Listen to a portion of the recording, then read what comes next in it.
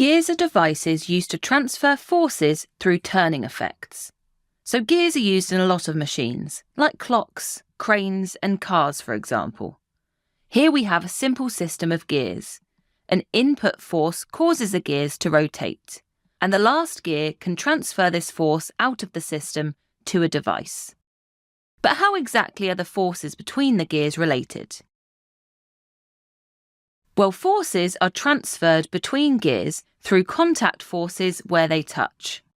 So the reaction force at each gear is the same as the input force, and this is because reaction forces are equal and opposite. So why do these forces make the gears spin? Well, each contact force creates a moment which causes the gear to spin. Remember that moments are the rotational effects of force, and the moment is equal to the force multiplied by the perpendicular distance.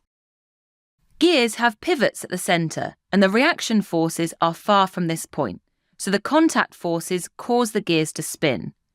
The teeth of the gears let them spin while maintaining the contact forces. So do all of the gears experience the same moment? Well, the gears have different radii, meaning the moments from the contact forces will be different. The larger gears have more teeth to allow them to rotate alongside the smaller gears. So the larger gears will experience larger moments, as they experience the same force, only further from the pivot. The larger gears therefore spin at a greater speed, and a bigger rotational effect can be transferred. In an exam, you should be able to explain how gears are an example of the application of moments and how they can change the size of a moment.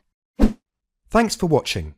If you want to take your GCSE revision to the next level, head over to launchpadlearning.com and check out our smart learning platform that's been designed to get you top results in your exams. We cover your whole specification and make revision fun with interactive quizzes, easy-to-follow videos and more. You'll be kept motivated by your own AI tutor who's here to support you every step of the way. To check it out for yourself, click here.